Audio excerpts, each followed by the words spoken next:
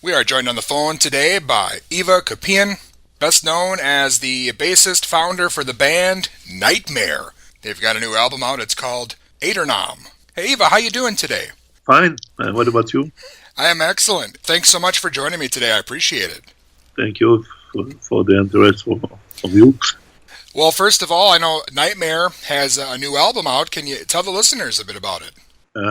Yeah, it's the 11th studio album, and this album marks the new arrival of new singer Maddie and a new drummer Nils. And we made a slight turn into the identity of the band after 2015 when the old lineup with the two brothers, Joe and David, left the band. And then we turned to get a female vocalist. And from that time, I think we improved and expanded into something new. We are really happy about the result of this album and feedback we got from general medias, because it was not an easy album to write and record. We recorded this album during the lockdown in France, so it was very. We had a chance that we had a studio here where we could have recorded that, but usually we go to foreign countries and everything was closed. So it was at the beginning we were very anxious about finalizing this album, but at the end it turned out to be great. And the inception, the new singer and everything. Everything went fine, but it was our task. And yeah, we are really happy about the result. Awesome. Yeah, I know Nightmare has always been able to keep up with the times, stay current with the new styles. So, obviously even the pandemic and all this other stuff we're going through, it wasn't going to keep you guys from getting this album out. Yeah, we had, I told you that we were lucky also to do the vocals here in our hometown in Grenoble. At that time, we recorded in March. The total France was in lockdown, so we had to go out with some papers. So the police papers was really difficult to record. But the studio we had here is a small studio called Sanzu Recordings, with a producer named Elliot Tordo, and this guy knows Maddie, the singer, because she was recording here with another band, our second band, Face in Agony. So yeah, we had the chance to finalize all the vocals and do arrangements and produce. It was really producing all the vocals here, and that's why we managed to make this album in time. But definitely the period of time was really bad for doing albums. Usually we always record on. Last time we've been in Belgium, we had a producer, Yves Campion from Epica and from Holland, and we always go outside France to record. And I don't know how we would have done this time with all that shitty pandemic stuff. Well, I'm glad that it finally is out here, and it sounds great. And I know with Maddie on vocals, that really adds a lot to what you guys are able to pull off, melodically, puts a different spin on things. And, definitely when you get back to playing live, I think some of those older songs are going to sound great. Yeah, I think she's coming from maybe the alternative scene. She was not really into pure heavy melodic metal, and that's very interesting because she has a high potential in her voice, lots of different influences, and I think we managed to catch the best for what we are doing as heavy melodic metal, of what she got and what she had to offer. And we had kind of a nice alchemy working with her. It was easy, really easy. It was a bit hard at the beginning because it was pretty new for her, recording with a band like Nightmare that has long history, and when you arrive with a 11th album, you don't have the same views in the studio than a band that arrive with a first or second album. So at the beginning we had some expectation, and it was a bit hard, but little by little, when we worked on the songs, and she brought her own taste and own range, and we were really happy about all the things, all the things down, and yeah, that's real nice because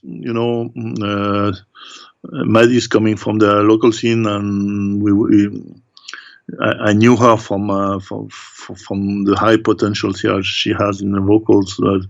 We didn't know what to expect at the beginning, but we were really surprised. What she did was awesome, and I think it's the right turn and the right front woman that we have now. And again, that new album is out now, and I know Nightmare has been around for more than 40 years, and a lot of changes over the years. But Ava, you've been kind of the constant in the band all these years. That must be great for you to be able to look back and look at the legacy of the band and the success that you've had over the last 40 years. That's incredible. But thanks for that. The only thing that I say when you have a long career like this, we started in the early 79, maybe 80, I don't remember. But and you were going back to the 80s when we recorded Waiting for the Twilight in 84, 85, Power the Universe, until now. It's always, in every band. So I think it's always a question of evolving, expanding, and bringing new musicians, you meet new members. It's very important, and then you are climbing step by step, and the most important is to climb. It's just at the time when you have released so many albums, and then you feel that something wrong, or you are going up and down with a hill, then something wrong. That's, I think, for when it comes to Nightmare, we always expanded during all over the years. Each time we changes, we have made many changes, of course, and maybe when it came to the clash in 2015 with the long-time band members and brothers. Maybe at this time we had something broken. It's like we had maybe we made some albums that were great, but maybe always the same. We are kind of not thinking we were evolving to one step further, and maybe that was the right time for a drastic change. And from that change, before we got Maggie Luton on vocals, I think the change of going to a female vocals, we noticed that we had a big step forwards. Especially also the label, thinks the same, that we had better results, better sales, and better feedback, and you can see it nowadays when you look at the video clips and you check the views and the comments. If you check before, we never had that kind of feedback, so that's pretty cool. Yeah, definitely. And, of course, you've got your fans from the early days still with you. And can you kind of explain the differences between the metal fans in Europe versus in the States? I know we have passionate fans here, but it seems like the fans in Europe are on a whole other level. I don't know that much. I mean, when we played 2 times on the 70,000 tons of metal, the cruise. We met a lot of US fans on this cruise, and I think the like you said, the US fans were passionate. That was really cool meetings. For us, it's maybe we didn't play so much in the US. We did a festival maybe in 2003 or something in the New Jersey Metal Meltdown. So it's a long time ago. It was the first real show we did in the US. But we played so much in Europe that, of course, we met much more people. Europe is different country by country. I think there is some really die-hard fans, maybe more in the south, like Spanish, are very die-hard fans of heavy metal. Germans, Germany is it's the home country of power metal, I think.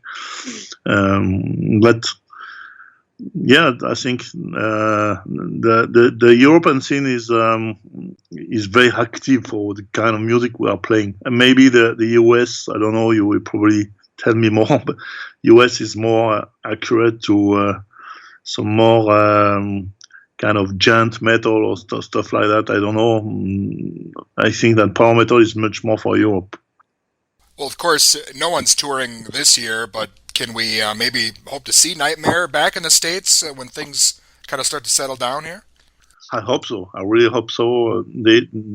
For now, we postponed a fully open tour that was planned at the end of this year with Rhapsody of Fire, and postponed to the next spring, but now they want to re-postpone it to early 2022, and yeah, that's the problem, with that pandemic things. It's like you are postponing something, and you don't know if your new dates will be there. So we have to see in a really long time. I think all the bands doing that right now. They fear, but nobody knows what's going to be next year. Even if there will be some festivals, we have some festivals booked, but we don't know what's going to be. So it's definitely a pain in the ass for all the artists and all the music industry. But yeah, we have a new deal with a new booking agency from Germany, and they have contact in the US. Of course, we want to go and to play in the US. If you have an opportunity to do a European or US tour, it will be awesome. So let's burn some candles and wait and see what's going to be. But I think it's going to be more into the horizon of 2022 that we will be there touring. Well, definitely looking forward to that, and I hope everything turns out. And I know the new album is just out now. Is there anything else maybe in the works, or something else the fans should be looking out for? We of course want to be active for the years coming. We have our show that we were the release party show in our hometown that was postponed already to January. Then another postponement to May 15 on next year. We want to do this show definitely. So maybe we'll see what's gonna be at that time, May next year. And if we can do a show with the COVID,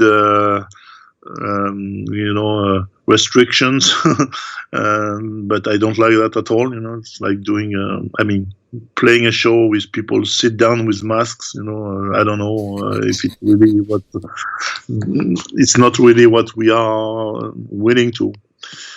If we don't have a chance to do something else, a real show, the real live show, maybe we'll do that. Then we will have something. Maybe we'll do a streaming after. We don't know. We don't know about that yet. We will see how things are gonna evolve. We have festivals in next summer, but also we want we have some more video clips from this album to release. There is a song, Crystal Lake, that is really a deep song with its meanings and dark and deep songs, and we have a lot of good ideas for doing these songs in video clips.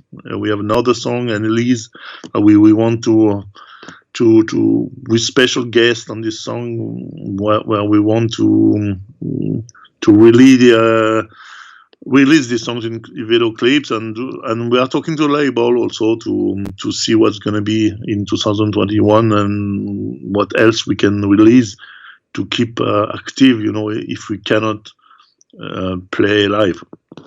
Awesome, man. I'm digging the new album, and I'm definitely a fan of yours, and it's been Thank an honor you. again speaking with you today. Thank you so much. Thank you for the interest, and best of luck. And again, that was Yves Campion from the band Nightmare. Their new album, Adernam, is available now.